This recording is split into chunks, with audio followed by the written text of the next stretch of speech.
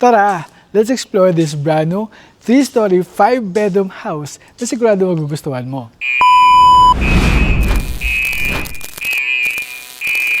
Tingnan mo naman ang fasad. Ganda na, di ba? Sosyal na sosyal agad. Bagong tabas. Sana all bagong tabas. Automated gate ready na yan. Special din, di ba? Tara, pasok tayo. Alam mo maganda sa house na to? Morning sun. Ganda. Ganda. Gusto ko to. Pwede, di ba? Wala tayong problema sa mga storage. Hindi ko pa pala sinabi ito kasi iba. Tignan natin. Consistent ba si developer? Stair check. Ganda. Hindi ka tinipid talaga sa space. For the final review. This property sits on a 204 square meter lot with a floor area of 295 square meters. This is located here in BF Parañaque. Tingnan mo naman ang fasad. Ganda na, di ba? Sosyal na sosyal agad. And right behind me is your 3-vehicle carport gate. Silipin natin later kung ano yung tsura sa loob. Tingnan mo naman ang iyong front landscape garden. Bagong tabas. Bagong tabas. Sana all bagong tabas. Sana all tinatabas. Sana all tinatabasan. And this is your pedestrian gate. So may kang maliit na step dito. And meron pang isang step going to your porch. This is a single detached house. Kaya may ikot natin ang buong bahay. So simulan natin dito sa side na to.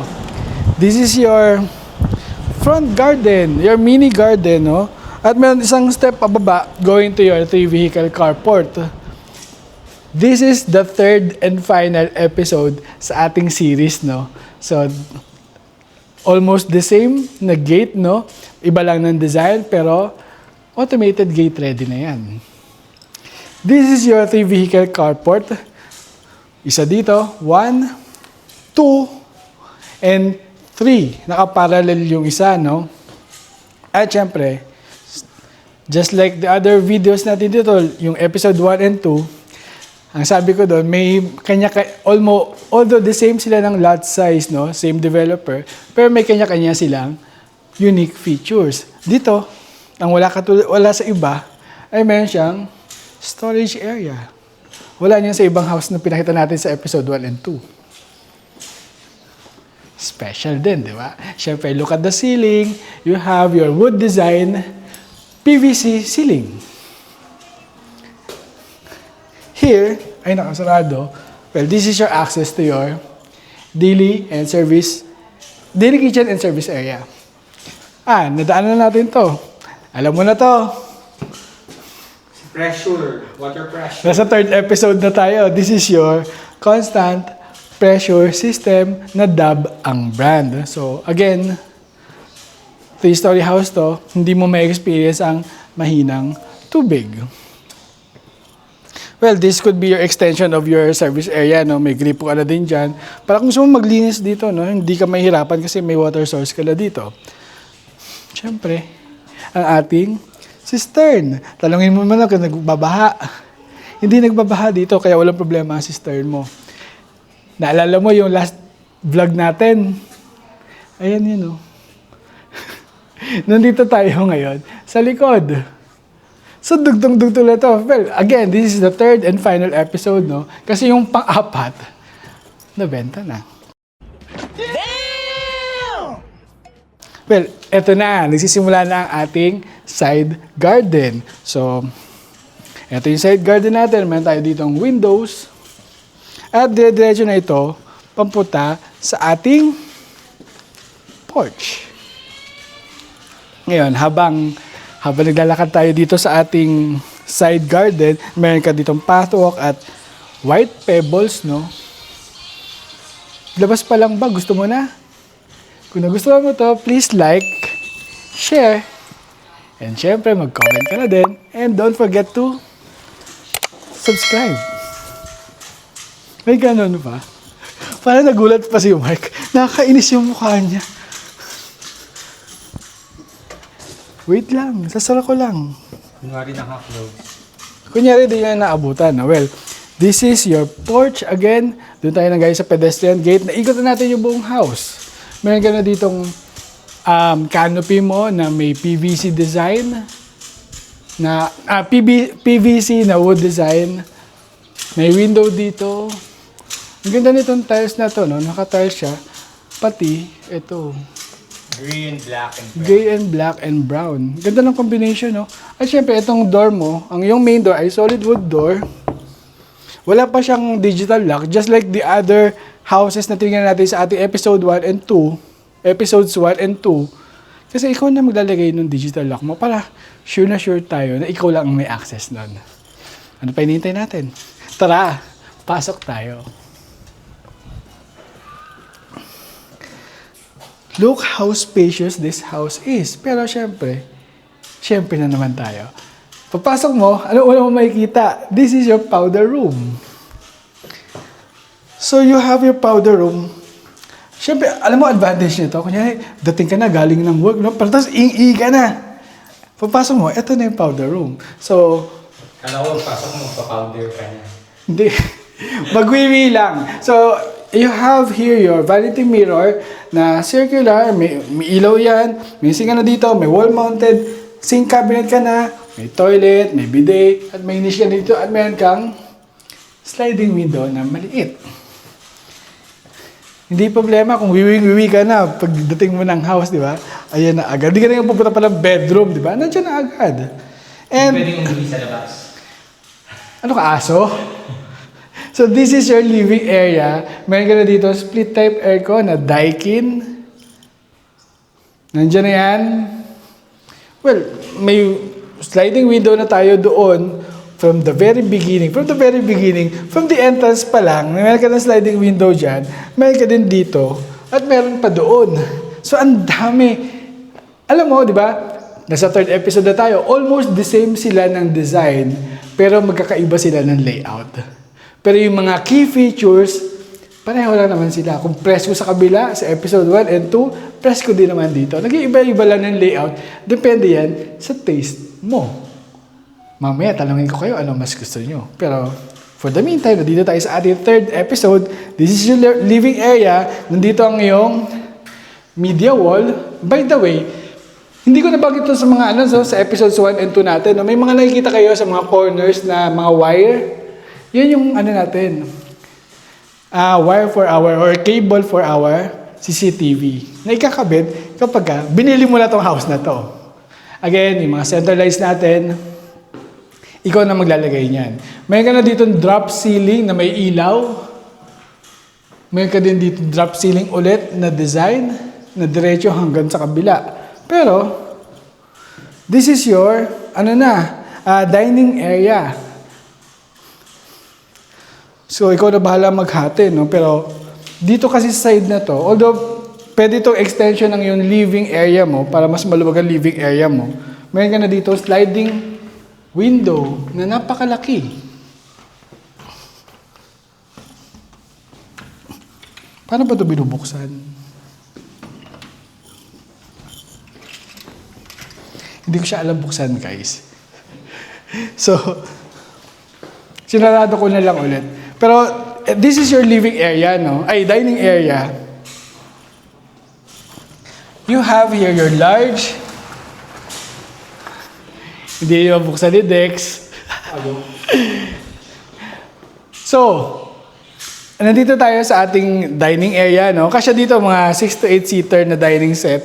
And katabi nito, meron kang sliding door na napakalaki. Habang nasa itaas mo ngayong split type aircon for your dining area. Na nandito naman ang iyong open lanai. Na nandito rin ang iyong side garden. So, again, lagi natin sinasabi, no, kung meron tayong party, no, kinulang tayo sa yung 6 to 8 dining set natin, pwede kang mag-extend dito. Or kung wala naman tayong party, pwede naman tayo maglagay dito ng coffee table. Masarap dito tumambay paghapon. Alam mo maganda sa house na to? Morning sun. Wow! So, wala ng araw dito paghapon. Ganda. Siyempre, para mas makumpleto ang ating ang may experience natin ng complete access ng natural light and air, meron din tayo ditong, di ko na alam buksan eh. Meron din tayo dito sliding windows. Ganda. Dito tayo ngayon sa ating kitchen. You have here your, mahaba, long island counter na may mga cabinets tayo dito. Or pwede din itong gawing prep table. I-check lang natin kung meron tayong space. Pwede rin siyang breakfast nook mo. Kasya dito ang 1, 2, 3. Tatlong bar stools. Pwede rin 4 kung maliliit lang naman, no? Kasyang-kasya. Ganda. Gusto ko to. Lalo na, minsan nagpa-party tayo, di ba? Gusto natin meron tayong buffet table. Pwede, di ba?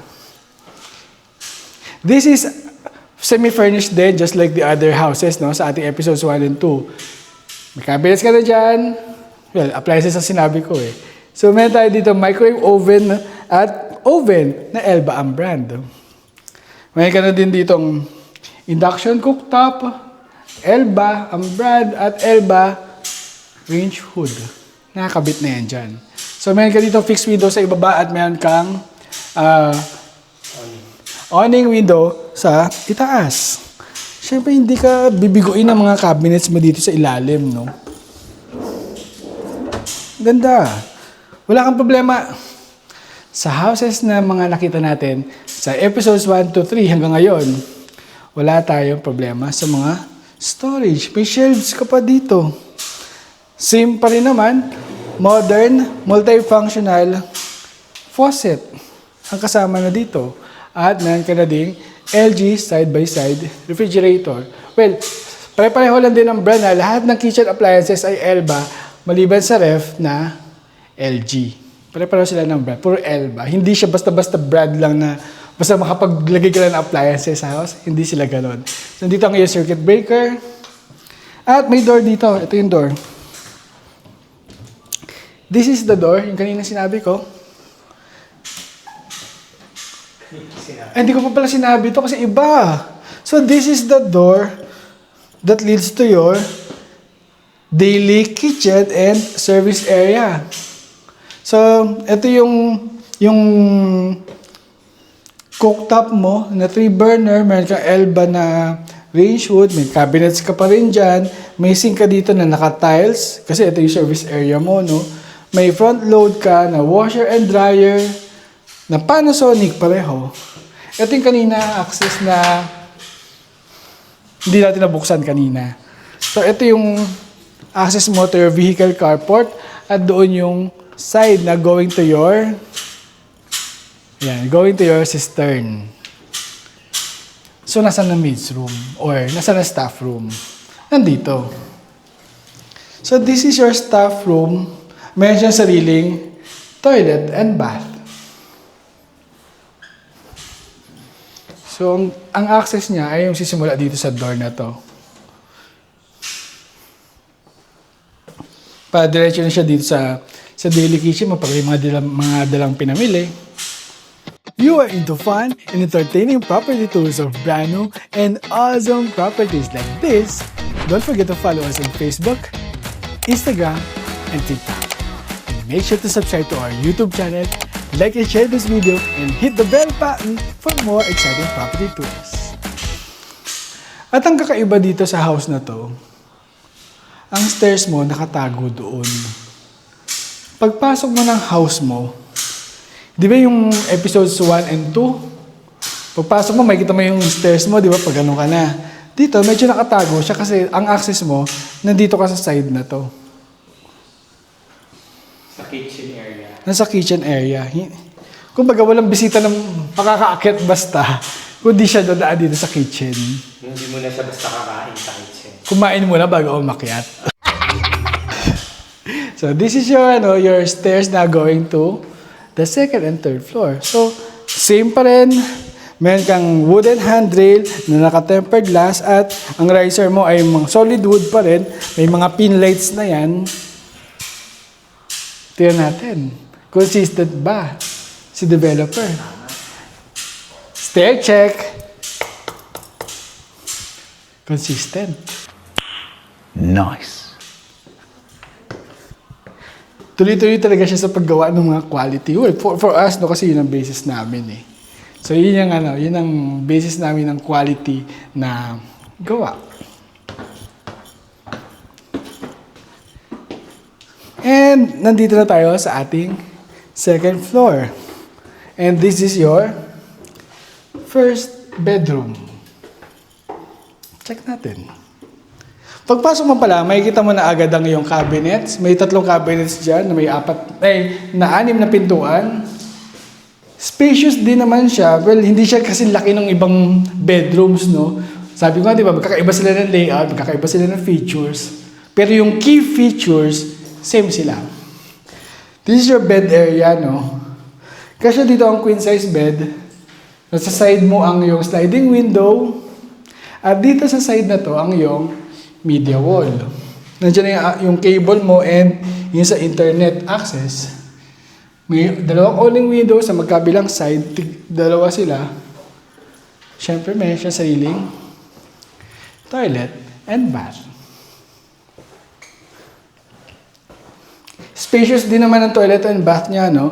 Kompleto pa rin naman. Pero hindi na siya yung kagaya sa ibang episodes natin, no? Na egg shape yung Egg or circle. egg or circle. Medyo rectangular naman siya na may ilaw. May sink ka na dyan, floating cabinet, toilet and bidet, may sliding window, may niche ka na dito. Consistent ang ating tempered glass na shower enclosure. May mahaba kang shower niche na may ilaw. Modern dual shower. High ceiling pasin mo. 3-story pero ang taas na ceiling, di ba? Ganda. Hindi ka tinipid talaga sa space. Ay, dito pala labasan. Kala ko sa kabila pa eh. Ngayon, punta tayo sa ating second bedroom. Ano ba unahin ko? Ito? Hindi ko alam kung anong masters dito. Mamaya, gulatan na lang tayo. Well, dito tayo sa ating second bedroom. Tara, dito tayo. Pagpasok mo dito, well, ang iba naman sa kanya, no? Just yung ibang bedrooms kasi na nakita natin. Pagpasok mo, yung bed area mo na agad. Pero dito, parang gusto ko mauna yung toilet ko pagpasok. Ito yung toilet mo. Iba yung tiles niya. Maganda yung tiles, ha? Gusto ko yung tiles na to. Oh, gusto ko yung texture niya. You have your toilet, may bidet siya, may niche na may ilaw. May shower enclosure ka na full na rectangular yung enclosure niya, no. May siga dito, may floating cabinet ka na. May vanity mirror na rectangular. Modern dual shower at meron ka dito sliding window. May shower niche ka na rin. Alam mo ba't gusto ko? Kasi parang siyang condo style. Di ba usually pag ang layout ng condo, pagpasok mo ng unit mo, CR or kitchen na yung umpisa. Parang ganun. Ang difference nito, wala siyang kitchen sa loob. So this is your living space na, no? Ito yung bed area mo. Kagaya pa rin sa ibang layout, no? 2 sliding window sa magkabilang side ng bed mo at nandito ang iyong media wall. Nandiyan yung access mo sa internet and sa cable. At syempre, may mga outlets ka na din dyan. Nandito ang iyong cabinets. Same pa rin. Naka-shadow gap design ka na may partial drop ceiling ka na din dyan. May split type aircon ka na din nakasama. Gusto ko dito, meron ako ditong parang work area or dresser, pwede rin. May space dito okay naman, magagamit ko naman to. Kahit maliit na table lang, ma-open mo naman to hanggang dyan. No? Tapos ang harap ko dito yung neighborhood. Peaceful dito sa neighborhood na to, sa community na to. Gusto ko to. At meron ka dito, malaking, mahaba, na sliding window. Ang hangin. Ganda. Ito yung front ng house mo. Ito yung fasado. So, hindi ito yung primary natin, pero kita mo kung ano yung nasa paligid mo. So, meron kang sliding dyan, saka sliding dito. Ayun, nabanggit ko kanina sa bed area natin. No? Ngayon, i-check natin itong kabila. Well, ito naman yung family area natin. Pwede kang maglagay dito ng ng couch mo. Nandito ang iyong TV. Ayan, may access ka ng cable at may internet din dito. So, may family area tayo dito. Alam mo na. Dito tayo. Ang design ng stairs natin consisted dire-diretso yan hanggang 3rd floor. May pin lights pa rin tayo sa ating mga riser para hindi tayo nahihirapan maglakad. Pag gabi na, ganyan. Siyempre, ang 3rd floor mo, napapaligiran na yun ng large windows. Eh, meron ditong malaking sliding window. Oh, di ba? Imagine mo na dito ka nakatira. Yung hangin from the 3rd floor, 2nd floor, pababa yan diretso hanggang sa ground floor. Lalo na pag malamig ang panahon. Bakit lalamig sa ibaba kahit ito ang taas ang bukas?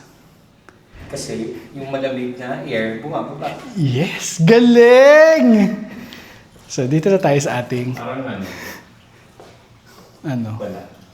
warm air race. kaya bababa yung malamig. Wala. 4th bedroom.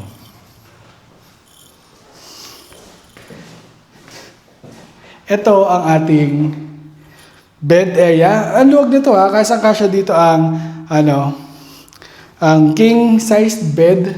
Kaya lang ang window mo nandito lang sa side na to. Sa bed area mo May split type aircon ka na dito. Pwede ka maglagay ng workstation mo actually dito kasi kasyang-kasya pa. At dito ang iyong media wall. May partial drop ceiling effect ka dito na design sa ceiling mo, no? At meron ka dito mahabang sliding window.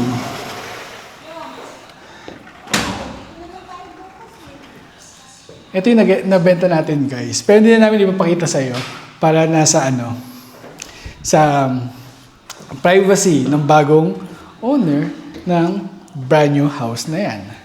So dito, you have your cabinets. 3.5. Kasi half lang to isa. So may cabinets ka dito. May space pa dun sa taas na maliit. Ano kaya pwede mo ilagay dun? Pero hindi ko alam kung ano pwede ilagay dun. Parang sayang yung space, no? Well, syempre meron siya sariling toilet and bath. Rectangular ang kanyang vanity mirror na may ilaw. May sika na dito, may wall-mounted cabinet ka na or floating cabinet. May toilet and bidet, may niche, may sliding window, may tempered glass ka na, shower enclosure, modern, dual shower, at meron kang mahabang shower niche. Doon tayo sa pang-5. So, paglabas mo lang dyan, dito naman tayo sa kabila. Pagpasok mo naman dito, iba naman. Cabinets naman ang unang bubungad sa'yo. So, may 2 cabinet dito. Na soft close naman. Pagpasok mo lang ng konti, nandito ang iyong sariling toilet and bath. Mas malaki yung sink nito, no? Compared dun sa iba. Tapos, floating or wall-mounted cabinet. May toilet, bidet, shower, niche, may sliding window na maliit, at may tempered glass, modern dual shower, shower niche na may ilaw. At ito na. Ang iyong main living space mo. Ito yung bed area mo. Maluwag na maluwag, king size bed, kasya-kasya. Magkabilang side, may sliding window. May window ka din dito sa front. At may fixed dito at awning sa taas. Pwede mo itong gawin dresser. Kaya mas bagay yung dresser dito. Siguro workstation mo pwede din, no? Pwede. Tsaka dito yung media wall mo. Ayan. Siyempre kasama na ating split type aircon. Ready ka na makita ang primary? Yeah. Silipin natin.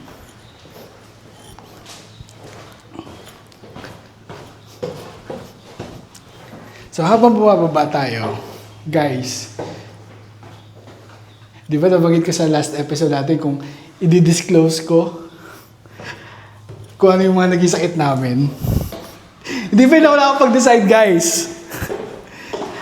And I'm not sure if you're interested to know. Di ba? Eto na.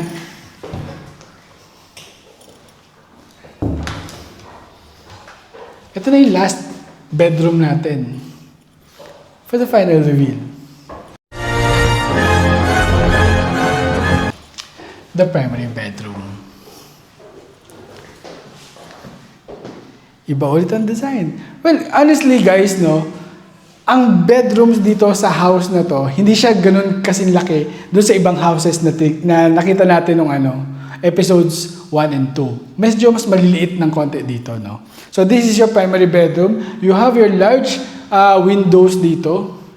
May awning dyan. At may awning. May sliding window dyan. May sliding din dito. Ang bed area mo ay nandito. So paano ba nalalaman kung nasaan ang primary bedroom? Kung saan yung access mo ng CCTV. So ito yung palatandaan. So dito rin ang iyong media wall. Nandiyan yung access mo sa cable and internet. Nandiyan na rin ang yung split type aircon. May outlet ka dito for pwede ka mag-dresser dito or workstation. Nandito yung cabinets. 1, 2, 3, 4. 4 na cabinets. Maluwag. Soft close naman. At syempre, you have your ensuite, toilet and bath. Bilog. Ang yung vanity mirror na meron kang pantanggal ng moist. May sink ka na dyan, may floating or wall-mounted sink cabinet ka na dyan, may toilet and bidet, niche na may ilaw, sliding window, may pinto. Bro ka. Nakasarado pa. Sino nagsara nito?